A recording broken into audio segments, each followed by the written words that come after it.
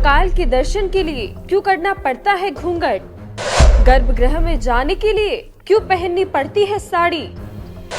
मंदिर में महिलाओं के लिए क्यों है इतने कड़े नियम? देखिए सिर्फ धर्म ज्ञान पर। नमस्कार, मैं नेहा पाल और आप देख रहे हैं धर्म ज्ञान।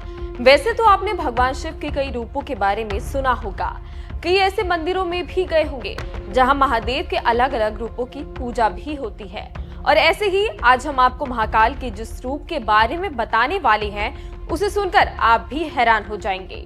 जी हाँ, अगर आप एक महिला हैं तो आपको इस मंदिर में कड़े नियमों का पालन करना पड़ेगा। मंदिर में जाने से पहले आपको साड़ी पहननी पड़ेगी। महाकाल के दर्शन करने से पहले आपको घूंघट करना पड़ेगा। लेकिन आखिर ऐसा क्यों है? तो चलिए जानते हैं पूरी खबर के बारे में कि क्या ये सिर्फ नियम सिर्फ महिलाओं के लिए ही बने हैं या फिर पुरुषों को भी नियमों का पालन करना पड़ता है।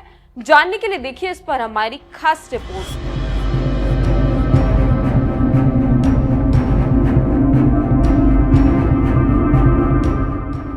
कालों की काल महाकाल का ये मंदिर मध्य प्रदेश के उज्जैन में स्थित है, जिसे आप सभी उज्जैन महाकालेश्वर मंदिर के नाम से जानते होंगे। भगवान शिव के 12 ज्योतिर्लिंगों में से एक उज्जैन का महाकालेश्वर मंदिर विश्व में बहुत ही ज्यादा प्रसिद्ध है। विश्व के लिए ये एक महत्वपूर्ण धार्मिक स्थल है। देश विदेश से भक्त यहाँ बाबा महाकालेश्वर के दर्शन करने आते हैं। बाबा की भस्म आरती इस मंदिर को और भी ज्यादा खास बना देती है, जिसे देखने रोजाना कई लोग शामिल होते हैं। लेकिन इस आरती में शामिल होने से पहले आपको कुछ नियमों का पालन करना पड़ेगा। जैसे कि अगर आप एक महिला हैं तो आपको मंदिर में घूंघट करना पड़ेगा। लेकिन ऐसा क्यों है, चलिए जानते हैं। महिलाओं को क्यों करना पड़ता है घूंघट? उज्जैन महाकालेश्वर सिर्फ एक मंदिर नहीं बल्कि लाखों श्रद्धालुओं की आस्था का केंद्र है। आरती में शामिल होने से पहले एक विशेष नियम का पालन करना जरूरी है। दरअसल इस आरती में शामिल होने के लिए महिलाओं को घूंघट करना पड़ता है। साथ ही महिलाओं को बाबा महाकाल के दर्शन के लिए साड़ी पहनना अनिवार्य है। लेकिन ऐसा क्यों है? इस पर महाकालेश्वर मंदिर के वरिष्ठ पुजारी पंडित महेश शर्मा ने क्या बताया, सुनिए।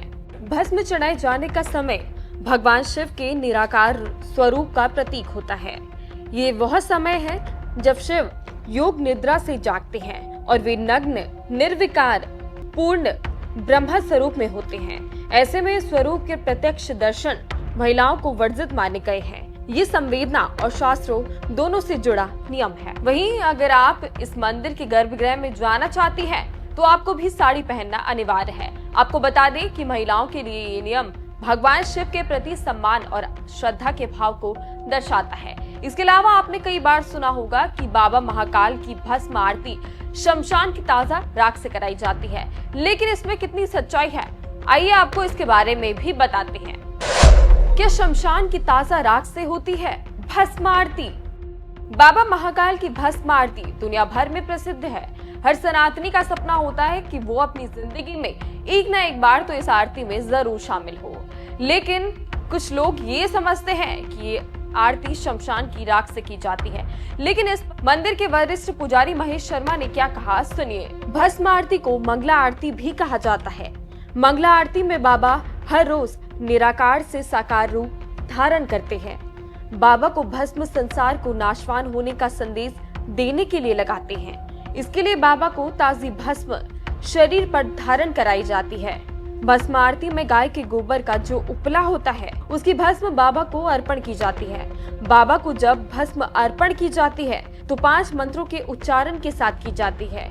ये 5 मंत्र हमारे शरीर के तत्व हैं। इसके उच्चारण के साथ ही व्यक्ति को मोक्ष की प्राप्ति हो जाती है। वहीं आपको बता दें कि महाकाल की आरती सनातन परंपरा के अनुसार एक जीवंत आईना है, जिसमें शास्त्रों, संस्कृति, अनुशासन और आस्था की परछाई एक साथ दिखती है। ऐसे में महिलाओं का मंदिर में साड़ी पहनकर जाना और घूंघट करना बाबा महाकाल और सनातन संस्कृति का सम्मान करना होता है।